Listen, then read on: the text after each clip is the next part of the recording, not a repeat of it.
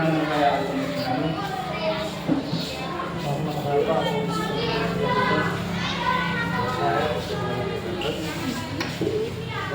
nama saya Jiri Mandira.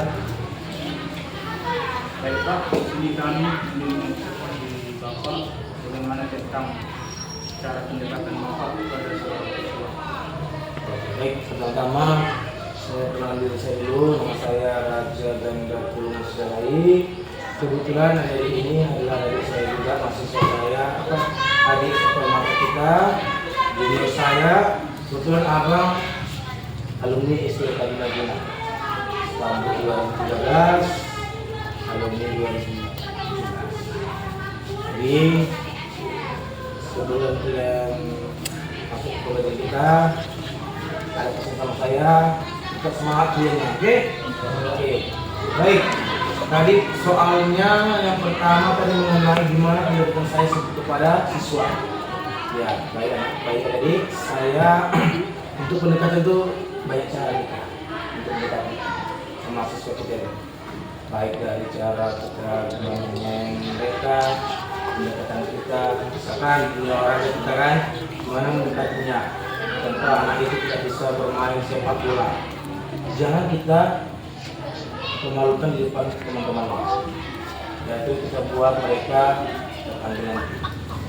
Misalkan namanya Aryan, sebenarnya tahu seperti caranya mengulangi terus depannya, nanti akan mereka akan berarti bapak ini bagus. Nah, saya jadi pendekatan kita banyak cara, mungkin pun nanti sesuatu yang akan paham di dunia kita mengajar itu. Dan kalau salah saya pribadi, menurut saya banyak cara lah. Cara yang pertama tadi saya sampaikan tadi, kita gimana anak itu bisa tidak pandai bola, tapi kita pandai bola, gimana mendapatkan kita tergantung kita kepada mereka. Ya, jadi itu aja dari saya. Ada lagi?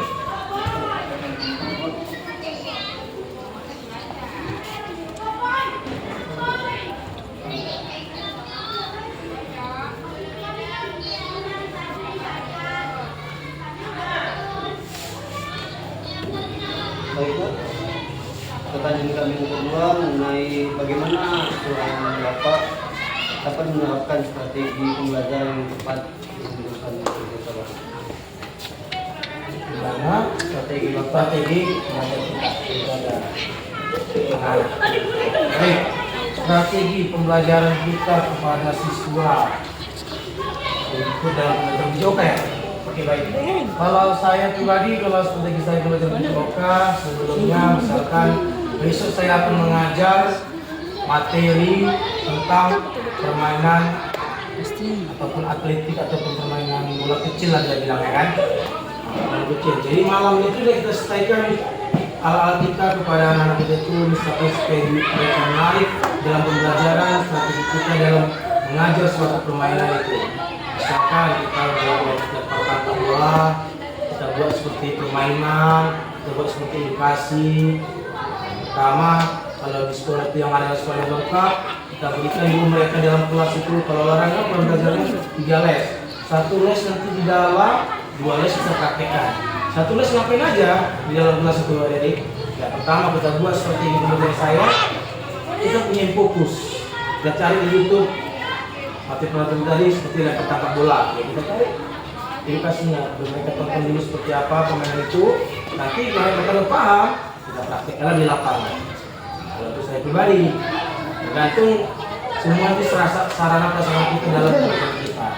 Jadi semuanya tetap jangan kita sampai tidak mempunyai namanya untuk kita kolot atau pembelajaran kita itu aja monoton.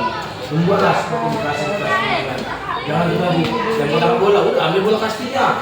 Pas sudah anak, tapi tanpa kita ajarkan dulu gimana permainan itu kita terapkan dulu.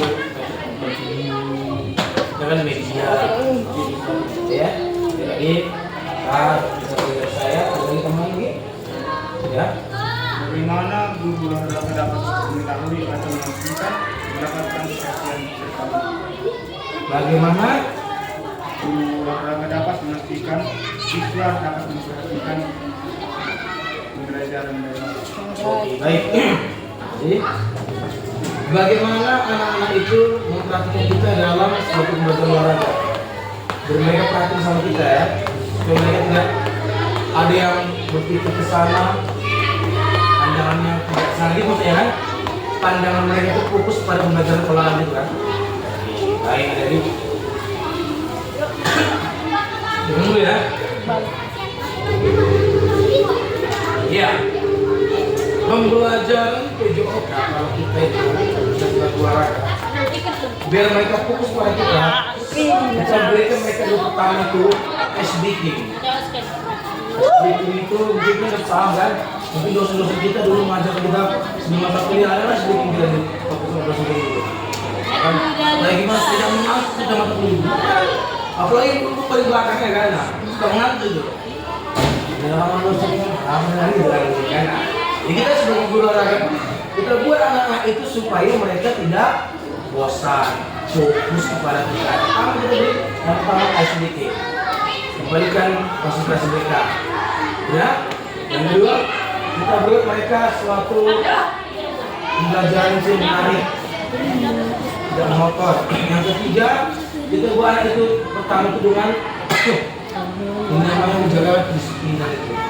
Ya.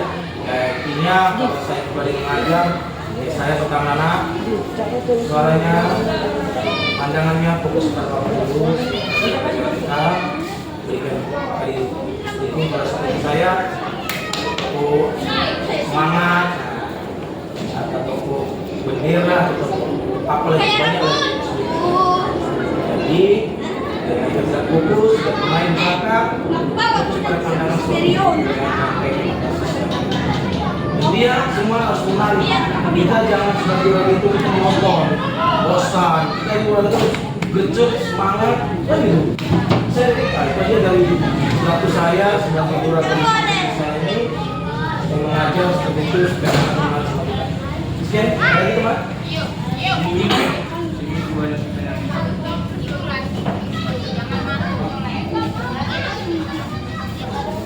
Ya baik. Pertama saya ucapkan kepada Anda calon-calon guru olahraga yang datang sudah datang ke sekolah Pak Abang ini, tidak bahasa apa aja, sudah datang ke sekolah kita tercinta ini ke sekolah kalau kebanggaan bagi saya. Jangan bosan-bosan datang ke sekolah kita ini. Apapun mau ditanyakan, Abang selaku alumni SPOK Bina Pendidikan, welcome kepada adik-adik yang siswa dari SPOK Bina Pendidikan. Jadi adik semuanya tetap semangat kuliahnya.